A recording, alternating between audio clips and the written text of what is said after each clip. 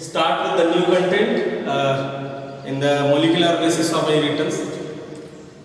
We are studying the protein synthesis. In the protein synthesis, we are concerned with the central dogma and the research on the central dogma. So the most important question was there, that is, when researcher has studied that DNA is responsible for the genetic information or information which can be transferred from one generation to the another generation. But why, how this information is conveyed from one generation to the another generation, or how this inheritance is being carried out, or how this particular gene regulates the organism, or how this gene regulates a particular cell. It was the most important question. How this regulation is being carried out, or how this genes conveys the information, or what kind of information genes have. It is the most important question. And first time in the year 1941, George Biddle and Edward Topham, they have conducted one experiment on the organism, that is fungus, Neurospora. And in this organism, Neurospora, they have studied the mutation of this particular Neurospora with the help of X-ray. X-ray, it is utilized for the mutation. And hey mutation study करत असताना त्याला असं लक्षात आलं की mutant strain जे काय आहे, तर म्युटंट स्ट्रेन्स काही एन्झाइम्स तयार करू शकतात. आणि काही एन्झाइम्स जर म्युटंट स्ट्रेन तयार करत नसतील तर त्याच्या डीएनए मध्ये झालेल्या बदलामुळे हे होत असेल. आणि जर त्याच्यामुळे होत असेल तर याचा अर्थ असा की gene is responsible for the production of enzyme. आणि त्यांनी जेव्हा क्लिअरली ते स्टडी केलं आणि तेव्हा त्यांनी एक हायपोथेसिस दिला. That hypothesis is said to be one gene one enzyme hypothesis. So Beadle and Topham in the year 1941 has given the hypothesis. That hypothesis is named as one gene, one enzyme. This is the hypothesis which has been given by the Biddle and Topham in the year 1941. It is being studied in the organism, that is Neurospora, and Neurospora it is fungus. So Neurospora fungus मध्ये हे study करण्यात आलं. आणि Neurospora fungus मध्ये study करत असताना x ray technique वापरली. X ray टेक्निकच्या मदतीने त्याचे म्युटंट स्ट्रेन्स तयार केले. आणि जे काही ओरिजिनल न्यूरोस्पोरा स्ट्रेन आहे आणि म्युटंट स्ट्रेन ह्याच्या कंपॅरिझन मध्ये त्याला हे लक्षात आलं की ओरिजिनल स्ट्रेनमध्ये जे काही एन्झाइम्स तयार होतात, म्युटंट स्ट्रेनमध्ये त्यापैकी काही एन्झाइम्स तयार होत नाही. तर ज्या ज्या ठिकाणी म्युटेशन झालंय त्या जिथे जिथे डीएनए मध्ये बदल झालाय तिथे ते एन्झाइम्स तयार होत नाहीयेत. It means that genes are DNA it is responsible for the production of enzyme and he has given one gene one enzyme hypothesis. Further, this hypothesis was referred by the various researchers or various scientists. In the year 1957, the researcher called as Vernon has studied the same method. And according to Vernon ने जे काही study केलं तर त्या स्टडीनुसार जे काही jeans आहेत, jeans फक्त enzyme represent करतात असं काही नाही. The genes are responsible for the coding of protein. Genes coding करतात कशाची, तर प्रोटीनची कोडिंग करतात. आणि त्यांनी जो काही हायपोथेसिस दिला वर्नॉनने, it was one gene one polypeptide hypothesis.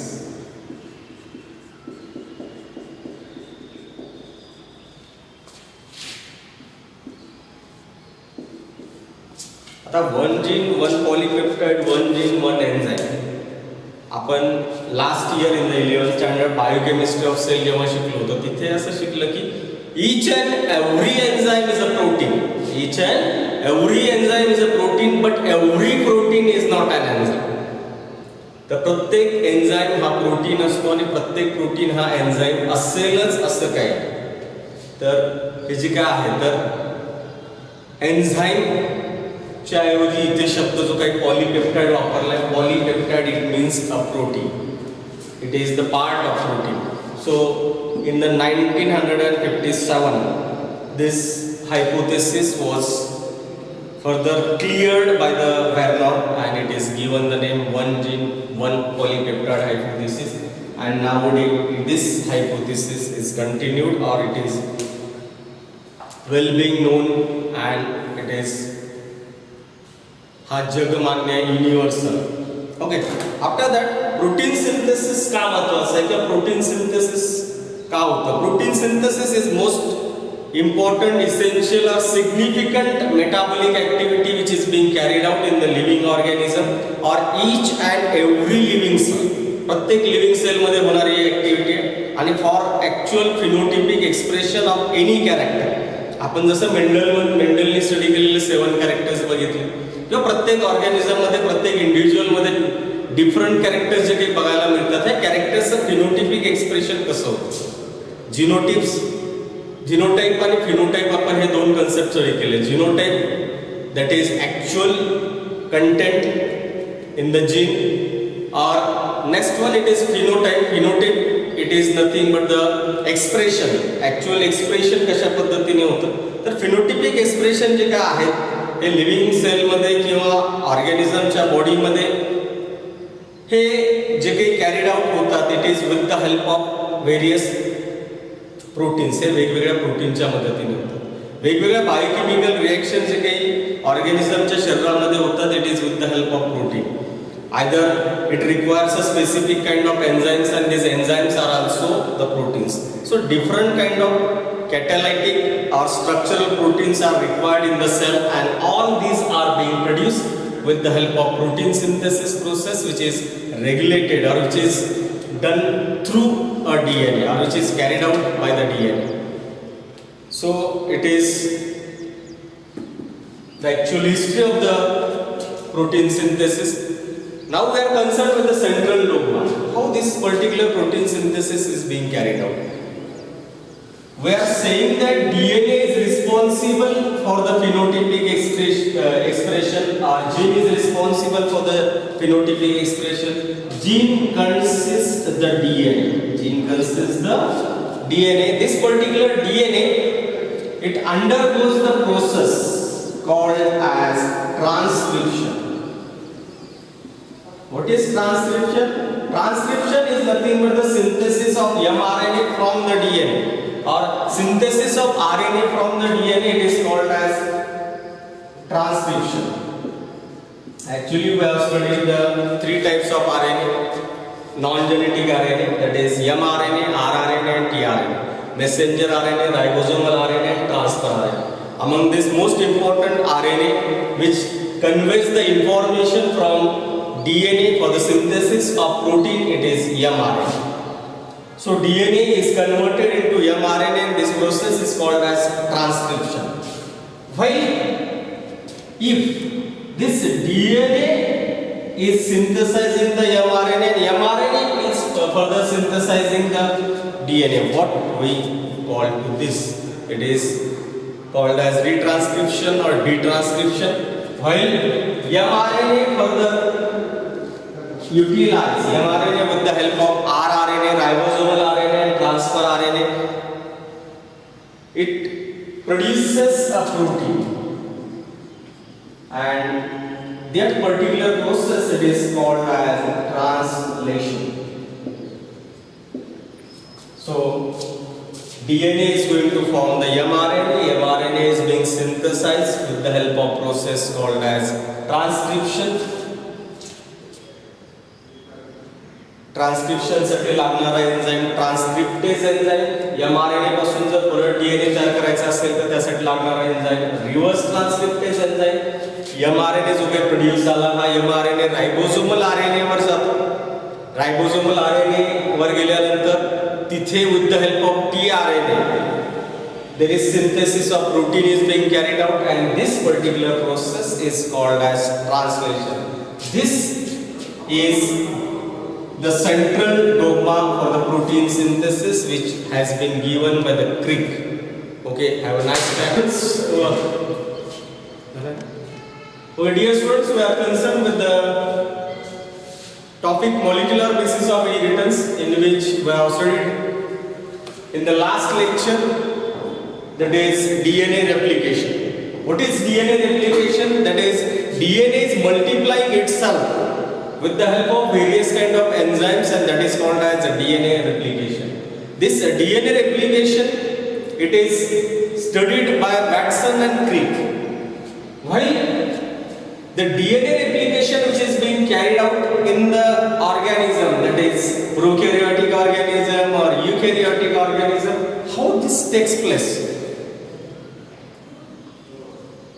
Both strands which are being formed, these are new, or one strand is new and one strand is old, or both strands are old. This is the particular confusion which was present in the mind of the various researchers, and from this various experiments has been carried out, and one of the experiment which was proved that this DNA replication, it is semi-conservative. What is semi-conservative? DNA replication झाल्यानंतर दोन DNA जे काही तयार होतात, त्या दोन DNA मध्ये, प्रत्येक DNA मध्ये दोन स्ट्रँड आपल्याला माहिती आहे. आता हे दोन स्ट्रँड जे काही आहेत, ह्या दोन स्ट्रँड पैकी दोन्ही स्ट्रँड नवीन आहेत की एक नवीन आहे एक जुना आहे, का दोन्हीच्या दोन्ही जुने आहेत, हे प्रूव्ह करण्यासाठी केलेला हा एक्सपेरिमेंट. हा एक्सपेरिमेंट मॅथ्यू मेसलसन आणि फ्रँकलिन स्टाल यांनी 1958 मध्ये केला, आणि ह्या एक्सपेरिमेंट मध्ये त्यांनी जे काही प्रूव्ह केलं, it is semi conservative DNA replication. आता हे सेमी कन्झर्वेटिव्ह डीएनए रेप्लिकेशन त्यांनी जे काही प्रूव्ह केलं, it is with the help of technique called as equilibrium density gradient centrifugation technique. This equilibrium density gradient centrifugation technique, it was being studied with the help of chemical, that is cesium chloride. This cesium chloride which is being utilized in this experiment, it is 6 molar cesium chloride chemical is being utilized. And how this particular process is being carried out? Each and every chemical has its own density, and on that basis this equilibrium density gradient centrifugation technique is carried out. Firstly, Matthew Meselson and Franklin Stahl cultured the E. coli bacterium in N14 medium. N14 medium. N14 and N15. These are the two isotopes of nitrogen. N14, it is normal nitrogen which is present in the nature, while N15, it is heavy isotope of that particular nitrogen. Normally nitrogen consists this N14, while N15, it is heavy nitrogen. So light nitrogen and heavy nitrogen, आपण असे दोन concept बघूया. तर light nitrogen हा normally present असतो, आणि ह्या normal किंवा लाइट नायट्रोजन मध्ये E. coli बॅक्टेरियमचं कल्चर केलं with the help of same chemical, that is CsCl2, 6 molar CsCl2 is being utilized, that is cesium chloride 6 molar मध्ये वापरलं, आणि 6 molar मध्ये वापरल्यानंतर ह्या E. coli बॅक्टेरियमचं कल्चर जे काही केलंय, तर ह्याच्यामध्ये हे त्याची डेन्सिटी ग्रेडियंट सेंट्रीफ्युगेशन टेक्निकनी स्टडी करण्यात आला, आणि त्याचे बँड्स चेक करण्यात आले. त्याचे बँड्स ऑब्टेन केले, रेकॉर्ड केले, आणि हा बँड पहिल्यांदा रेकॉर्ड करण्यात आला. दुसऱ्यांदा काय केलं, तर हा जो E. coli bacterium N14 medium मध्ये आपण कल्चर केला, हा ट्रान्सफर केला N15 मीडियम मध्ये, आणि त्याला सेव्हरल टाइम्स आपण काय केलं, तर मल्टिप्लाय होऊ दिलं किंवा रेप्लिकेट होऊ दिलं, आणि रेप्लिकेशन सेव्हरल जनरेशन पर्यंत झाल्यानंतर हा N15 मीडियम मध्ये असणारा जो काही E. coli बॅक्टेरिया आहे, त्याच्यामध्ये झालेलं DNA replication same, that is 6 molar caesium क्लोराइडच्या मदतीने रेकॉर्ड केलं. ऑब्टेन केलं आणि त्याचे बँड्स चेक केले. If will see the bands of this two, light nitrogen provides the light band and heavy nitrogen provides the heavy band. तर एक band आपल्याला लाईट तयार झाला, एक बँड डार्क दिसतोय. तर हे दोन बँड्स आपल्याला बघायला मिळाले. N14 मध्ये लाईट बँड बघायला मिळतो, N15 मध्ये डार्क बँड बघायला मिळतो. आणि ह्या दोन बॉन्ड जे काय आहे त्याचं डिस्टिंग्विशिंग त्यांनी त्याच्यामध्ये केलं सीशियम क्लोराइड मध्ये. आणि डिस्टिंग्विशिंग करत असताना सीशियम क्लोराइड मध्ये N14 आणि N15 हे दोन बॉन्ड्स कशा पद्धतीने वेगळे दिसतात याचं डिस्टिंग्विशन फीचर, त्याचं बँड्स त्यांनी अगदी रेकॉर्ड करून ऑब्टेन करून ठेवले. आणि ऑब्टेन करून ठेवल्यानंतर त्यांनी काय केलं तर परत हे जे काही आपण N15 मध्ये ग्रो केलेला E. coli bacterium, it is further transferred to the another medium which consists the light nitrogen or N14 nitrogen. आणि ह्या N14 नायट्रोजन मध्ये त्यांनी मल्टिप्लाय केल्यानंतर फर्स्ट जनरेशन कॅरीड आउट झाली. आणि फर्स्ट जनरेशन मध्ये त्याला असं लक्षात आलं की one band which is present, suppose that this particular it is the DNA and this particular DNA consists one dark band, one light band. This one is N15 and this one is N14. After first generation, two band occurs. पहिल्या generation नंतर त्याला दोन band बघायला मिळाले, एक तर light band, एक dark band. One band which consisting the N14, one band which consisting the N15. Position of two bands after two generation proves that दोन जनरेशन त्यांनी अशाच कॅरीड आउट केल्याने कॅरीड आउट केल्यानंतर त्याला असं लक्षात आलं की डीएनए रेप्लिकेशन जे काही होतं, डीएनए रेप्लिकेशन होत असताना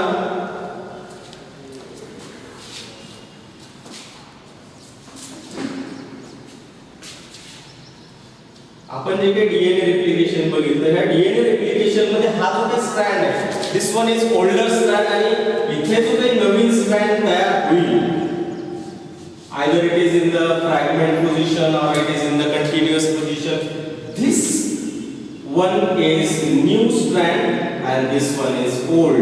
While here also this one is new, this one is old. And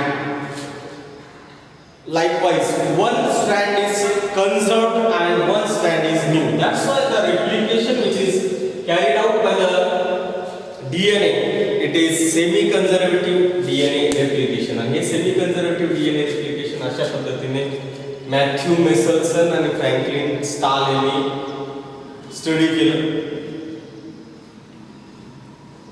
बस